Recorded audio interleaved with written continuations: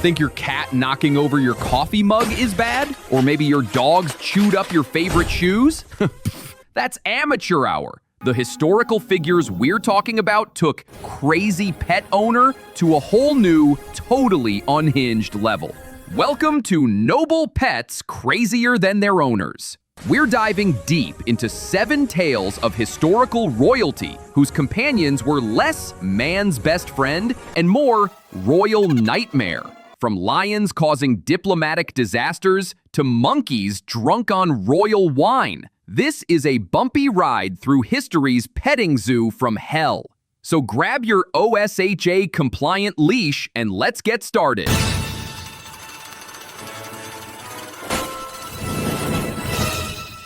Ever heard of a horse getting a seat in the Roman Senate?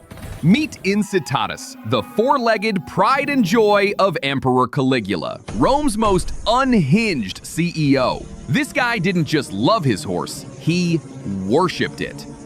Incitatus lived a life of luxury only a horse could dream of. He had a marble stall, a jeweled collar, and was fed from a gold manger. But Caligula wasn't done. He decided Incitatus deserved a higher calling, the Senate. He was made a senator, complete with a golden toga and an invitation to official dinners. Can you imagine the senatorial debates? All in favor of the new tax law? Nay, I say, nay!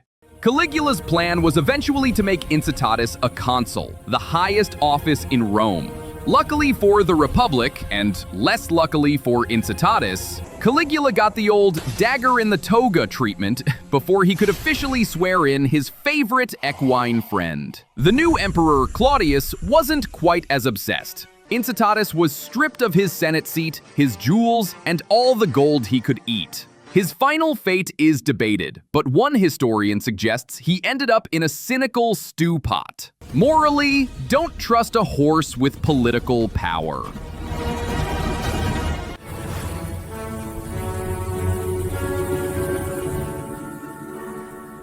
Fast forward to 18th century Russia, where Empress Catherine the Great reigned and decided her palace needed a pet collection worthy of her massive ego. Forget the small dog. Catherine's taste leaned toward the spectacular and the utterly insane. While her menagerie included zebras and tigers, she even rode a zebra carriage because why be boring? Our focus is on the absurdity of her favorite, the polar bear.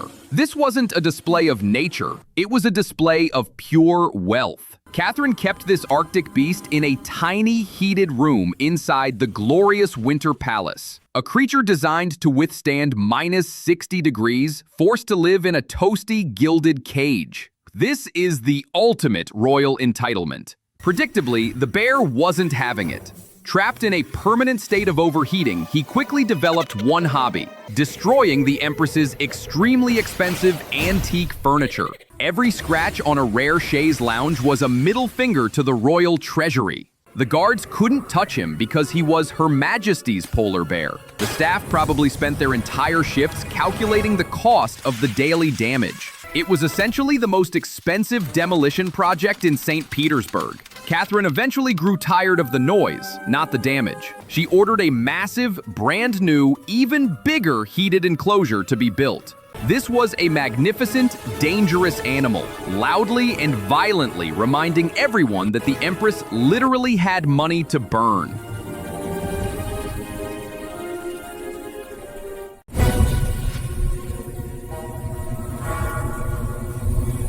Now, let's swap Europe's royal courts for the capital of liberty and democracy, the White House. You expect a dignified golden retriever? Perhaps a stately beagle? Nope, we're talking about the president's alligator. John Quincy Adams, the 6th U.S. president. Distinguished, educated, and notoriously stiff. But in 1825, the Marquis de Lafayette, the great hero of the Revolution, sends Adams a diplomatic gift that turns history on its head. A live alligator. And what did Adams do? Did he send it to a zoo? A museum? Absolutely not. He decided the best place for this dangerous, scaly beast was the White House bathtub. Imagine, the most sacred symbol of American governance housing a baby apex predator in the main presidential lavatory. But this wasn't just a bizarre choice of pet. This was a political weapon. Adams allegedly used the alligator to spook unwanted guests, weary delegates, and annoying political opponents. Picture a senator trying to lobby for an insane new tax bill.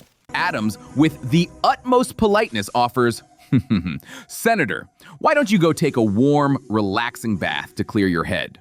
The poor politician walks in, and instead of bubble bath, he finds teeth and scales. Suddenly, that tax bill doesn't seem so important. This White House gator living in the marble tub perfectly captures that moment when absolute power meets absolute nonsense.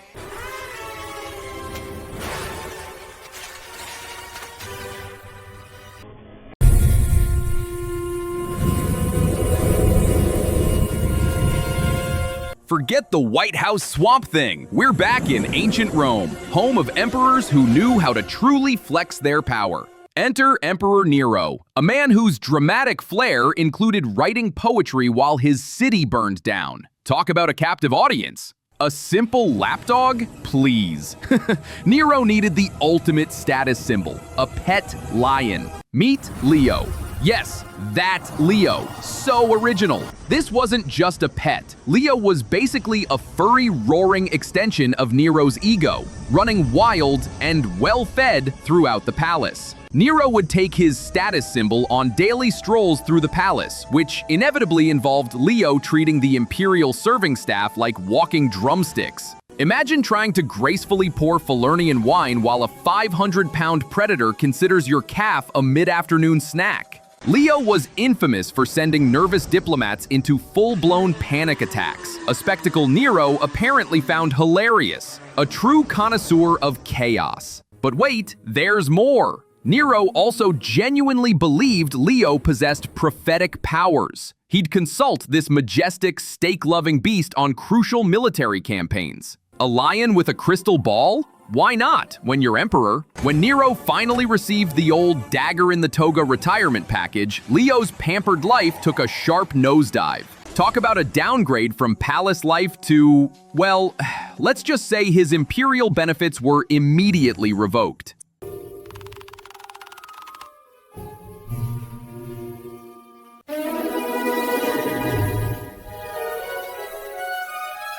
Versailles wasn't just for Marie Antoinette's dogs. King Louis XIV, the Sun King, had a thing for monkeys. In the 1660s, his court was home to a capuchin monkey named Coco, who was basically the court jester, with fur. Coco was infamous for his love of the king's royal wine. He'd sneak into the royal kitchens and chug down any uncorked bottle he could find. The result? A tiny, drunken, aristocratic monkey causing chaos in the Sun King's court. He'd climb the chandeliers, pull the wigs off the nobles, and generally make a fool of himself. Louis XIV, who considered himself the peak of royal dignity, found this hilarious. Coco's drunken escapades became a daily source of entertainment for the court. When Coco eventually passed away from what we can only assume was alcohol poisoning, Louis XIV gave him a full state funeral, because that's what you do for a drunk monkey, apparently.